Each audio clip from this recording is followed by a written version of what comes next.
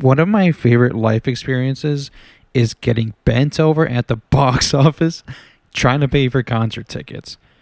When I was a teen, back when dinosaurs roamed the earth, tickets were a quarter of the prices that they are now. You could see a live show every weekend and still have money for other activities. Since then, tickets have skyrocketed to insane prices.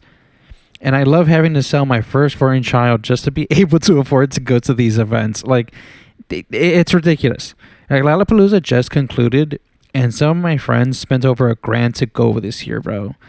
Over $1,000, a G. I wanted to go see Ariana Grande, and bro, her prices were starting at $650. 650, not, and this is the cheapest that I could find in the farthest sections away. Like, this is fucking ridiculous, bro. This is the cheapest, worst seats. You're in the highest section. You can barely see her. She's a little dot. And it was $650. For that price, she better come between my relationship and ruin my marriage, bro. Like, it is insane. I saw Melanie Martinez and Covet. And Covet was $80 for two people, so nothing crazy. But Melanie was $250 a person. I also went to go see Kali Uchis, and she was at the festival, and it was $300 a person, bro. And she only played for 50 minutes, which, I mean, her performance was great. Don't get me wrong, but for 50 minutes, bro, like that is insanity. And I wish she would have played like a full set, but she's at a festival, so like I get that artists have to share their time with the rest of the artists, you know, da da da da. But it's fucking ridiculous, man. If I'm paying that price, like, you better give me at least an hour and a half, right? You better give it your all. You better play all your best songs, all your top rated ones, and just give it your all, bro. And she was kind of like a pillow princess. You know, she was up there. She wasn't really dancing that much. She looked hot, great. She looked hot. But yeah, man, as soon as she left, I was really disappointed. Like, when did we all collectively agree to let Ticketmaster and Live Nation have their way with us, bro? And not to mention, the food is always terrible. It's always terrible. It's always overpriced. Like, one pizza at a concert is like 10 Costco glizzies, bro. $15 for one stupid little slice of pizza. And then, not to mention, people are literally dying at venues, right? Like, everybody remembers Astro World. Like, people died, and the reaction was like, "Oh, too bad, too sad." Like, even Travis Scott himself, like, wasn't really that apologetic when he was saying sorry. And then, like, not to mention, like, the crowd is just, everybody in the crowd is just rude as fuck. Nobody understands crowd etiquette, and everyone is recording the concert on their phones. It's annoying, bro. Like, you're in the crowd, you're trying to watch the set, and everybody has their phones up in the air, and you're like trying to see around them, but all you see are these stupid fucking screens.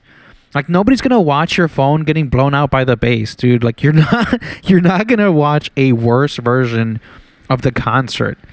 And then you're always behind a human giraffe who's blocking the whole view of the concert anyway. And you know what the best part of the best part of going to the concerts is? Staying at home and listening to the album versions, my dude. Like, artists rarely sound as good live. And it sucks, man, because, like, you have all these expectations going in, and then they just sound terrible. And rap artists are the biggest culprit when it comes to this. Like, they rap over their own lyrics, or they don't use live instruments, or they're just being lazy as fuck on stage, and they don't have any stage presence, man. It sucks.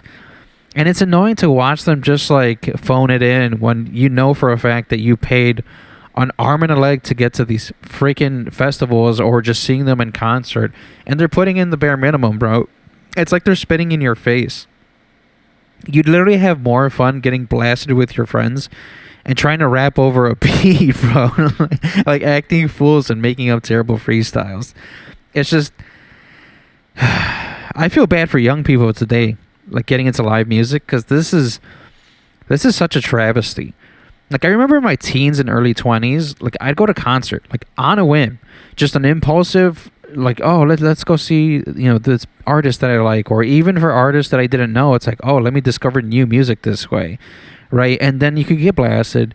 You can go talk to girls, and like it'd be a fun time, bro. It wasn't something that you had to consciously budget and make sure that you were spending all your money on it, because then you can't eat or freaking pay your damn bills. And then nowadays, like, you better know the artist. You better check Reddit, like, to see if there's any complaints or, any criticisms for their live performances. And then you have to check the set list before to see if any of this is even worth going to, bro. Like, it's like you have to put in all this extra effort for just a live show. Like, it's so annoying. Like, the tickets should be handled by the venues themselves. I don't know why Ticketmaster has such a, like, white-knuckling stranglehold all over ticket prices, and we just have no alternatives, bro. We all learned in school, right, that monopolies are bad and they don't exist. Yeah, that was a load of fucking bullshit, bro. Monopolies are everywhere. America is just three freaking companies in a trench coat, like, disguising themselves as all these other options when you really don't have a choice. And I'm tired of getting priced out of all my hobbies and interests, bro. Like, the government needs to step in and dismantle these monopolies. Like, they have to intervene. I just want to be able to enjoy live music again without having to feel like I got taken advantage of, dude. It's just, it makes my blood boil, bro. Like, streaming services need to pay their artists, right? Spotify pays them like 0.0005 cents or something for each stream. Like, it's ridiculous, bro. Just pay your damn artists. And like, in this economy, like, you have to be very selective about who you see, right? When I was a kid, like, I can go almost every weekend to see an artist, and now it's like, okay, I have 20 artists I really like. 5 of them are reasonable to go see, and it's like anything beyond that, and you're going to start eating into your savings, or just not saving at all, or even some people just being irresponsible, going into debt to go enjoy their lives. Like, this isn't something that's like a big ask. Like, this is something that everyone should be able to enjoy for whenever they want to go out, bro. And it's like, I get that artists don't really get their money from streaming services anymore, but like, dude, they need to get their money somewhere. We need to figure this out, right? Because it's annoying, man. Like, they get all their money from touring and merchandise.